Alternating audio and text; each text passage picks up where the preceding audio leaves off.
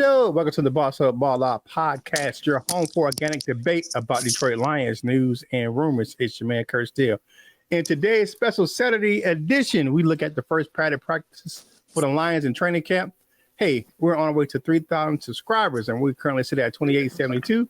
Shout out to our channel members. Thank you for your feedback. Let's put them up on the screen right now. Of course, we got my man T-Bone Locks, Sean Bird, Lauren Vander, S. Britt DeWitt, Mary Smith, and the newest member this month, John Martin. So, man, they gave us some great feedback on the members only content that we posted the other day. If you want to know what we said, what you got to do, you got to become a member. So go ahead and check it out on the homepage of the channel or in the description of the video. But like the video, share the video, and comment on the video. All these things help us get this content out to more Detroit Lions fans just like yourself. Hit the notification bell so you know we're getting that fresh content from us right here on the Boss Up Ball Out podcast, man. And shout out to Coach Jones, man. Posted a good video the other day, man. It's going to post live for everyone else today, I believe, for the boxing podcast, for a boxing playlist. So go ahead and check that thing out, man. It does a great job breaking down some fighters. See what I'm saying, over there on the channel, man. So if you was a member, you would have got it yesterday. Yeah, for real. You know what I'm saying? But now it's time to bring in my co-host for today's show. Definitely, man. It's that ladies' pet, the men's regret. You ain't seen nothing yet. The curator and creator of the T-shirt Tupperware Exchange Program, my man, LL Cool Joints. What's going on, my guy? Happy Saturday, y'all. Man, and the busiest man down there in Jackson, Michigan, man, coaching kids. He gonna sell you a policy here in the near future, man. He's studying, man. He cooking food, man. It's the Wolverine who? Coach Mike Jones. And one thing I gotta say, stop trying to move the Michigan Panthers, man. Stop trying to do that. That's not cool. He got a petition out there and everything, man. He making it official. That's not cool. He started a movement to keep the Panthers in Michigan, man. If you're new to our channel, you don't know how our show works. We look at Detroit Lions news, headlines, or takes. If we agree, we say they are bossed up with that big blade dance. If we disagree, we say they are balled on. We give our takes on why we agree or disagree. No hot takes here, just natural debate and our true thoughts and opinions about what's going on with our favorite team, the Detroit Lions, man. We keep it 100 right here, man. And if you don't know if we're keeping it 100 or not, look at LL Cool Torrance's face, man. If we say something crazy, man, he sure be giving the gas face when we say something crazy. All right, so today, man, first padded practices of yesterday, but I got something to say to all the NFC North fans that was throwing shade this offseason. To all your haters from the NFC North fan bases, calling Aidan Hutchinson gimpy leg and he won't be the same player for the rest of his Lions career or his career is over. Watch this.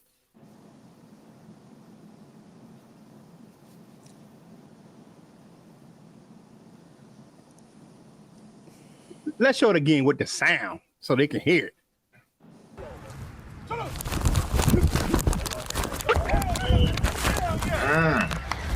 Told you. Woo-hoo-wee. If you didn't know who that was, man, that was Aidan Hutchinson beating two-time All-Pro right tackle Penei Sewell with one of the nastiest crossover spin moves. Man, and one-on-ones in the first padded practicing yesterday. Ladies and gentlemen, I, Curt Steele, at this very moment, am declaring that Hutch has returned to him status. He is Aidan Hutchinson, Timothy J. Hutch, Nathaniel Hutchinson, and all the names that come with that title. Man, during his pre-camp press conference on Thursday, new Lions defensive coordinator Kelvin Shepard said that 97 wasn't back, but he was better than when he was when he got hurt. I'm like, what? During his media availability after Friday's practice, man, Hutchinson said that every year he's trying to get better. He said he's not trying to do the acclimation thing to the NFL. That was his first 2 seasons. He said he is trying to get better. That's the goal every year. And he said I should be better. I only been working out for the past 9 months. I couldn't play football, so I've been working out, getting myself into shape. All of the local media outlets said that Hutch was the player of the day in the first padded practices of training camp, or the first padded practice. Excuse me. Hutch school dance skipper, who was playing for Taylor Decker, But during the team drills, man, he would have got a sack that would have ended the drive on third down for the offense. And then it kind of cracked me up yesterday when I was watching the Lions media availability after practice. Rookie Ahmad Hassani copied Hutchinson moves in practice during the week, finding success in a drill against the offense. And to that, Hutch told him, "Hey, bro, stop studying my tape." Hassani told him, I was like, "Man, I just want to hug you." Hassani laughed during his Friday media huddle. And he says, I literally told him that. He was like, "What?" He was like, "Nah, bro, I just look up to you so much, man. I just want to be just like you." Here's my take on what's going on with man Aidan Hutchinson, man. And I've said this before. I think Aidan Hutchinson will be a prime candidate for 2 awards this offseason. Comeback Player of the Year and Defensive Player of the Year. If he's looking better than he did last year and he plays the whole season, there's no doubt that he will be in the conversation for both of those awards. And if he can play better than he did last year, I'll put another award up for him. He could be the first defensive player to win MVP since Lawrence Taylor in 1986. So those are my takes on what Aidan Hutchinson. If he can do that, he had Penei Sewell on skates with that move. I mean, you don't see that with Penei Sewell. You just don't see that. Practices or not, you don't see Penei Sewell on skates like that, man. That he hit him with the AI crossover, man. Well, what do you guys think about Aidan Hutchinson and what he looks like right now? I can't when the practices matter. Now they put the pads on. I want to give this a boss up, and you know what I'm gonna compare this to? I'm gonna compare the return of Aidan Hutchinson to the return of Adrian Peterson after he hurt that knee. Okay. Then he came back the next year and he was the Russian champ. So he ran for 2,000, I think, didn't he? Something like that. I believe it was something like that, man. And I believe that Aidan Hutchinson will have a similar season to what Adrian Peterson had after that injury, because when you get guys like that who are dedicated like that, who want it, who are into their craft, like Aidan Hutchinson went back last year, and you could tell he studied tape of himself, right? He put himself on tape. And, since they got a little bit more money, he can pull out the Illustrator and he can zoom in, you know what I'm saying? He's zooming in on himself and he watching the offensive tackle and how he reacts to his movements.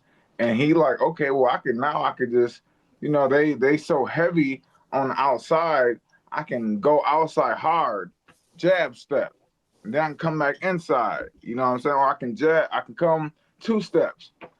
And now, as soon as that offensive lineman sets, as soon as he swings that gate to drop that leg back, I can cross back over his face. You know what I'm saying? And you could tell, man, like he didn't just sit there and he wasn't just rehabbing hard. He was rehabbing with his leg up on the chair, and he was watching tape. Like, okay, yeah, okay, I can do that too. So, yeah, man, I'm just glad that Hutchinson is dedicated to his craft, and I'm just glad that we drafted a guy who had the work ethic, like we all said from the get-go, and I can't wait to see him come back, man. For real. All right, what you got, LL? What you up there? I'm gonna give it a boss up, right? But it's a couple things. Penei Sewell do get kind of beat like that, and it wasn't a sack last year. I think that didn't count as a sack, whatever it was. But my man in Houston hit him with that. What's his Hunter? I think hit him with a Hunter. He's kind of susceptible to those kind of moves, but it's a good move. So that's But it's also Penei Sewell. It's also practice. So they both practicing. So that's what is that's what is good for.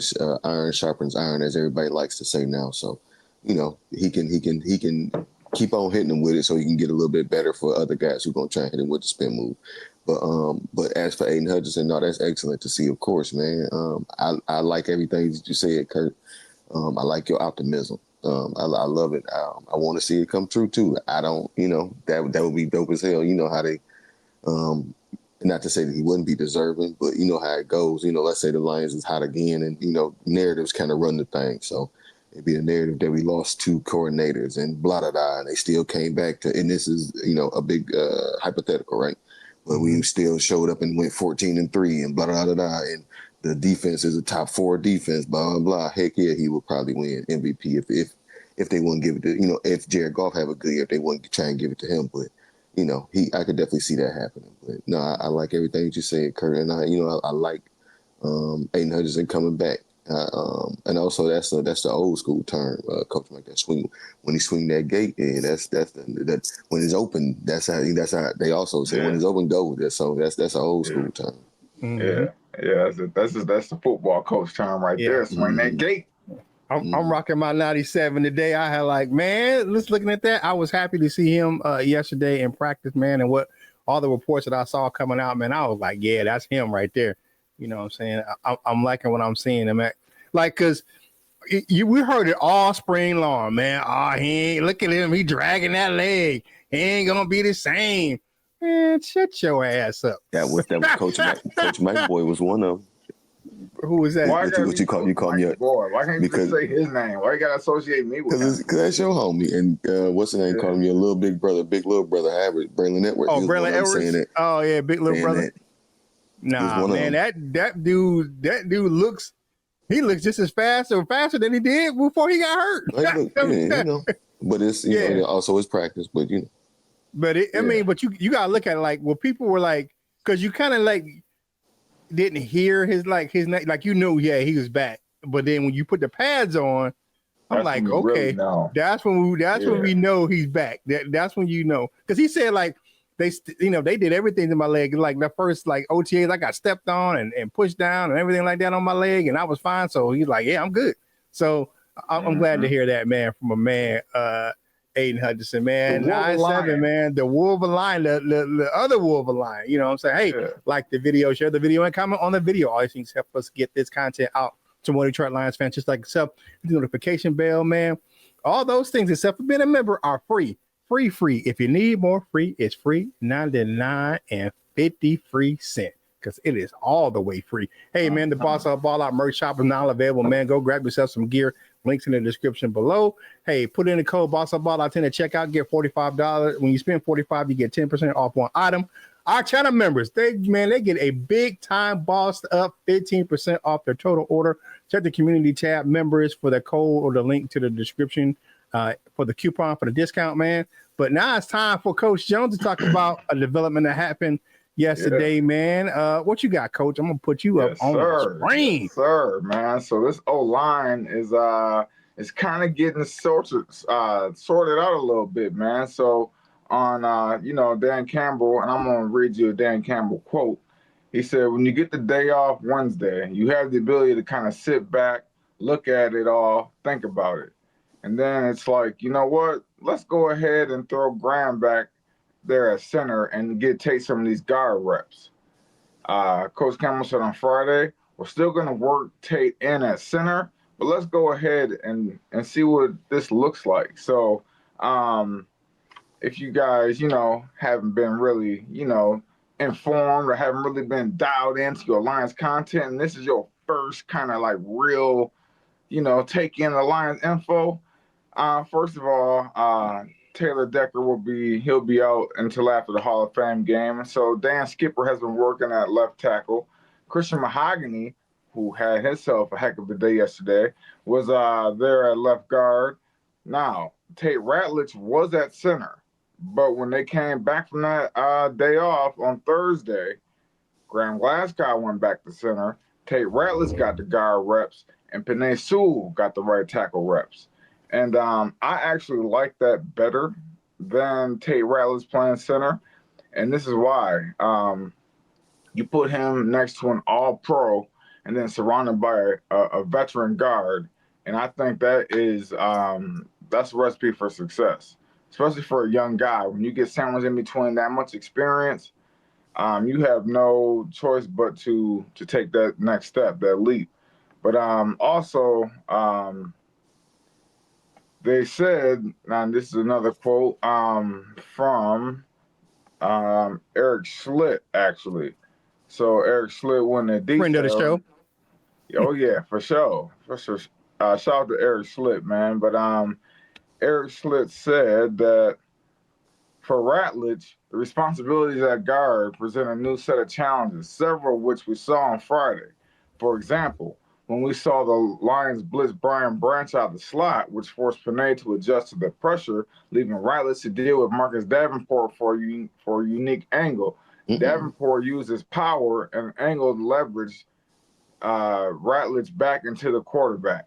And we all know what really happened is he got that stiff arm because he a grown ass man out there. He got that stiff arm. he pushed him back, and we all know what that looked like because we all saw it the first couple of games. But then also it said that Ratledge.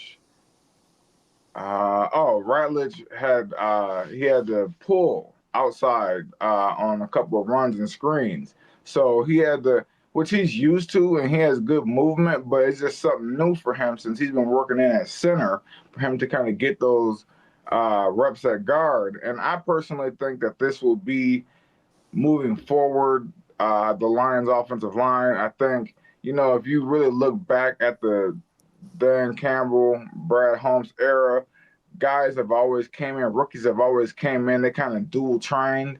They kind of train them at this, but they're really going to play this when they get the pads on.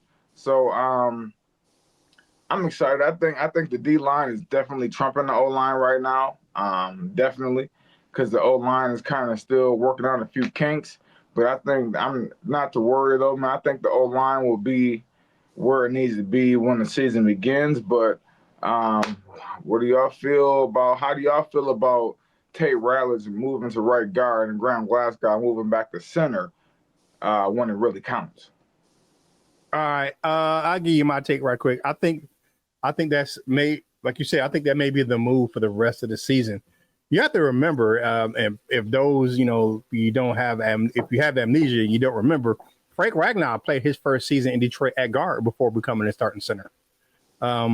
His second year in the league, and Jared Goff is very comfortable with Graham Glasgow at center, and more importantly, Graham Glasgow knows the protections. He, all the years he spent, playing guard, and then like the last couple of years, he's been next to Frank, so he knows all the protections, everything to call out in this offense. So it takes some of that responsibility off of Jared Goff at the line of scrimmage because you're having a rookie in there. That puts more onus on Jared Goff to make sure everything is right before he snaps the ball. And if you look at having Graham Glasgow, that veteran in there, that takes that off of Jared Goff's plate. And I'm not saying that this move for real is like, and it doesn't mean that Tate Ratledge was doing a bad job.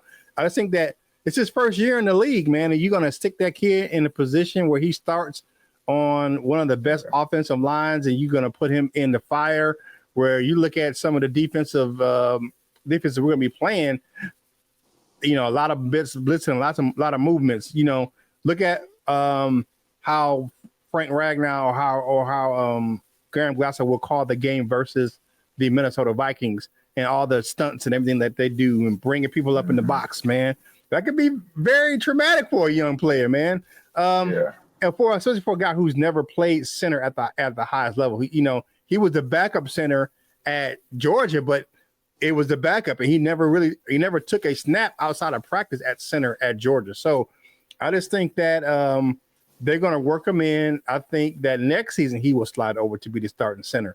So look at this next year, man. You're going to have Tate Ratledge at center, Miles Frazier at right guard, and the dirtbag, or what do you call him, Stebo, LL? Strebo. At left guard, man. The Lions will have a very young and talented offensive line in 2026, but it just makes sense to kind of work him in, give him the snaps, you practice, you work him in, you make him the backup center, for the season, and you have other centers that's actually on the roster that can play and come in and back him up as well. But you don't want to put the kid in a bad situation. Like, Yeah. I wouldn't want to see him as a starting center. I think I said it before that I will look at Graham Glasgow being the starting center. He's played starting center in Detroit before. I know it was way back in 2018, yada, yada, yada, woo. But last year when Frank Ragnar went out, guess who was the starting center? And the line didn't miss a beat last year. So that's what I got to take away from that. What you got, LL? One thing, Curt, I want to say is one thing that they don't want to do. It's like there's a certain simple things of a center that I think Tate Ratledge might, have too much to think about. I think that's the reason why they are doing this. But just simple stuff like noticing even and odd fronts. You know what I'm saying? Like knowing if the center is lined up on you, that's an odd front. You know what I'm saying? So now the protection's got to change, and I got to let everybody know across the board. And then if there's not a guy lined up on me, then it's an even front. And now I got to, put in. I think all that combined, I just think that they don't want to put all that on his plate just yet. But yeah, my bad, definitely. LL. What you got? No, you good. You good. I would hope he knows that, but that'd be bad news if you made it this far and don't whatever. But pretty much everything that y'all said, Curt didn't leave very much else. But just everything. I apologize. You good. But no, this kind of how we thought it was gonna shake out anyway. Graham Glasgow playing center and him playing right guard. That's what we thought. Like, well, we drafted the right guard. After the right guard, it was more shocked when he was playing center. So and it's good. Whatever it's gonna be, it's good to see what it is anyway. You got to figure it out. You got to see what works anyway, right? So this is them seeing what works. But yeah, like I wholeheartedly agree. I think that's right in the cards that they go. He'll probably be the starting center next year, and maybe I was say draft the right guard, but I forgot he got Big Miles Frazier, so nope, might not need to do that. But yeah, so I think I think it's all about getting it figured out, and I think that's how it's. If that's the question, is how I think it's gonna shake out. I think it's gonna shake out like that. I mean, you think about it like this, man. Like, quiet as kept, man. Brad Holmes has really restructured the whole offensive line like the last couple of seasons. Like the only spot that you're gonna have to really look at is when Decker hangs him up, bringing in a left tackle, and then they're looking at maybe the time where Manu may be the tackle. I'm not sure of that. I'm not really believing in him right now, but by that time, it may be like what they got Tristan Wirth, where they moved it, how they moved him to left tackle, after the other guy retired. So that could be that. And then he could be a all pro at both. That's what they tried to say about him. All pro at both. Yeah, whatever. Now we go. And the same one was that Trent Williams out there at San Francisco. They did the same thing with him, where he's played both and left and right tackle. Yeah, he's played both positions. Yeah. Hey man, like the video, share the video, and comment on the video. All these things help us get the content to more Detroit Lions fans like yourself. Hit the notification bell, man. And make sure you check out some of the content over there at Lions Nation Unite, man. All my fellows over there, man.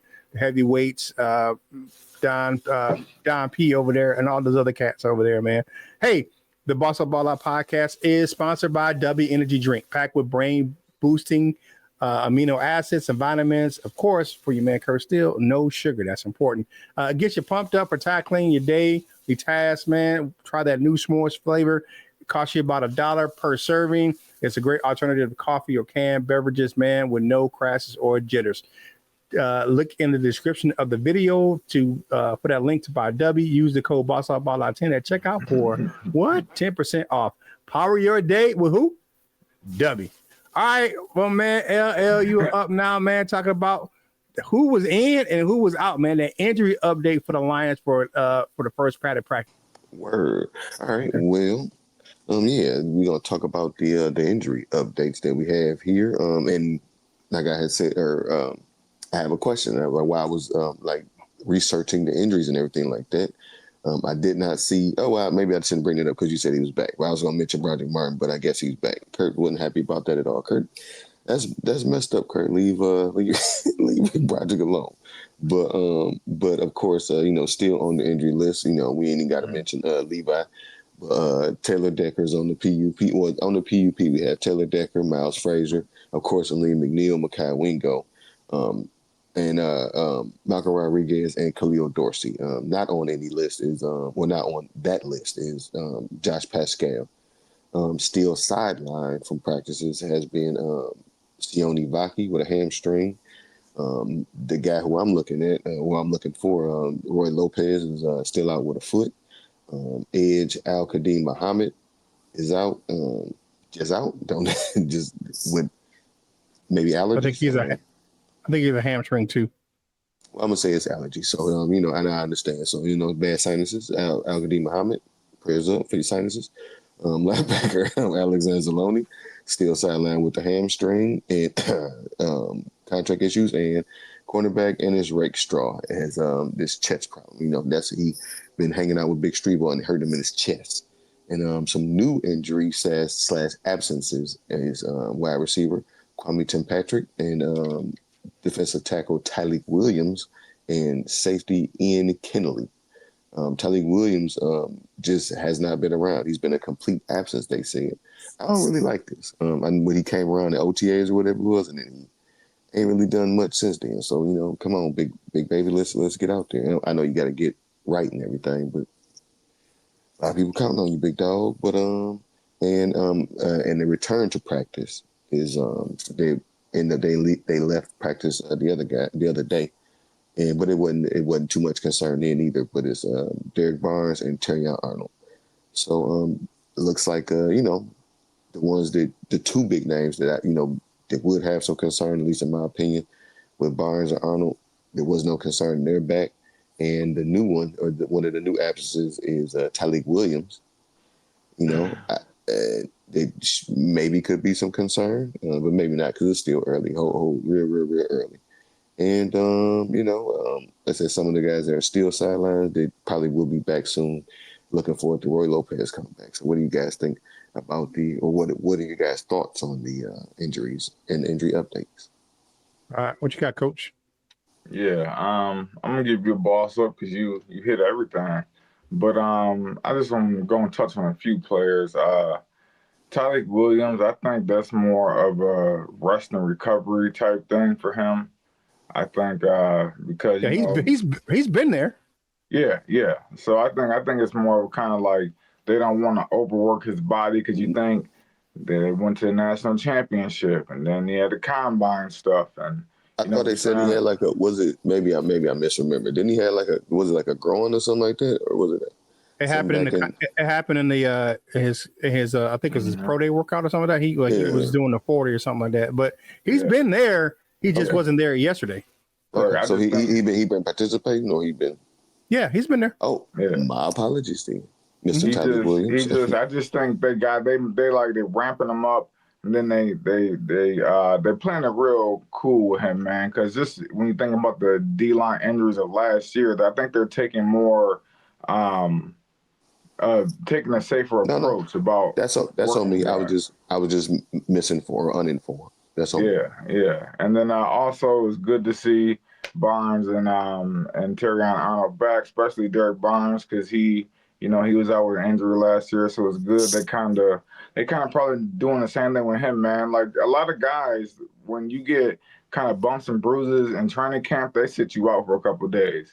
They don't even mess around with that. They don't let you play through no bumps and bruises because that ends up turning into an injury later. You know what I'm saying? So they kind of, when you like, shoulder a little bit. Okay, well then you're gonna sit out for 3 days because we're not going into the season with you like my shoulder. You know what I'm saying? So I think Detroit is being smart with these injuries. Hopefully they're being smart with these injuries because we don't want the same type of thing to happen to a position that happened last year with the D-line. So, yeah, man. Shouts out to the Lions training staff, man. They on top of it this year. Yeah. And for me, I'd rather have the injuries now than in the season. So I'd rather them, take them out now, have them sit, rest and recover, recuperate, rehab, and then come back for when the season starts in September. So still July. We got preseason next week, man. We're about 5 days away from preseason game, man. I'm loving that. But, I I can't lie, man. I'm glad that you guys brought up, man, that TA and Barnes didn't miss any time with those injuries that caused them to leave practice. I think there's being precautious, man, with these rookies, man, too, because they held Kinley out yesterday as well. So, and I think that the Lions' depth is helping them get through camp right now, even though it's still early. That the Lions are in camp, but they're having a lot of they're having the depth that they have. Not this means that they don't have to go sign people off the street just to finish camp. Right. You know what I'm saying? Because we've seen that with the Lions that we have to bring in guys because everybody in camp getting hurt. So now we got to bring in guys off the street. Yeah, because it just happens. So I like the fact that they're have enough depth to keep the camp moving and not having to bring in guys just for camp, just to get through camp, and then having to cut them right before the season. So I like the fact that they have the depth. I think that's very valuable too, Curt, getting those reps for the backups, man. Yeah, because but the standard is the standard. You know how the Dan Campbell coaches, man. If you're on a team, it doesn't matter if you're on a practice squad or whatever, you're gonna expect it to play at a high level once you get in. So I like what we're seeing from the practice squad. From the Lions and their depth, excuse me. But kind of wrap up the thing. Couple news and notes, man. Lions brought in a couple players this week, man. Let me take this off there and put us all back up on the screen. Kazir White was in for a visit. Come on, Kazir. My man, Mike Payton over there at A-Z Sports, he said, may not be what you're thinking. LL was talking about this off camera as well, that they said they might be bringing him not to play a linebacker role, because we know he's a linebacker, but maybe to play the big nickel, where he's taking over that role that Iffy had. So, but nothing's kind of fruition. He was in. I don't think they've heard of anybody contract talks with him. This kind of like they, kicked the tires on him a little bit, brought him in. They brought in a whole bunch of players. They brought in Tua Toa from the Michigan Panthers, their running back. Had a whole bunch of players in last week for workouts. And then the big one yesterday that everybody was freaking talking about. All the little local media outlets, all the, your local beat writers were talking about that there's been conversations with Matthew Judon, you know what I'm saying, that potentially bringing him in. If the Lions do that, that would have to end the speculation that Big Z was be back in Detroit. Right. I would rather have Big Z. But, if you want to come for $17.50 an hour, come on. But like, I've said this in a couple of shows, man, like, when I'm doing guest spots. Like, when in the hell did Detroit become Detroit is now becoming the place to be? Remember, Detroit used to be the place where your career went to die. Now everybody wants to come to Detroit to play. So I'm liking what I'm seeing out of this from this regime, man. You look at all the all pros that they've drafted and Pro Bowl players, man, and what Brad Holmes and Dan Campbell has done to change the narrative about Detroit and then the players that they have, man. So, but am I sold on Matthew Judon? Not really. I think I'm with you, LL. I'd rather have Big Z, but what's y'all beef with Matthew? First of all, let the brother come back home. You know what I'm saying? Like y'all this hate that y'all got from Matthew Judon, man. And it's I don't want him. But now you know what though? To where the Lions is at, because I'm tired of the. I'm tired of the Patriot leftovers. I'm done with all that shit. I don't want no more former Patriots on the Lions. I'm not good with all them cats. He been hurt recently, and I don't want to say he's not that good. He just ain't been producing. So I'd rather have Big Z. You know what you're getting in Big Z. Yeah, no, I know. That's the thing. You're getting a healthy player, and the guy had 9 sacks last year. It was only 4.5 with Detroit, but like the guy had 9 sacks. That's better than what Judon produced last year. I think he only had 5 or something like that. So I want Big Z too. I just wanted to kind of ruffle your feathers a little bit. He want to come home, man. He can come home, dude. He can come home, eat a coney. You know what I'm saying? He can go get him a coney, but he ain't gonna want him to play here. Anyways, man, like go ahead, LL. That's one of my homies' actual homies, so I ain't got no beef. I ain't got no beef with him, but I'm good on him, man. Yeah. You know what I'm saying? He can go get him a coney, you know what I'm saying, some Fago, some Better Made, you know what I'm saying, have a whole vacation, man, and then take his ass back wherever he need to go. For 17 anyway.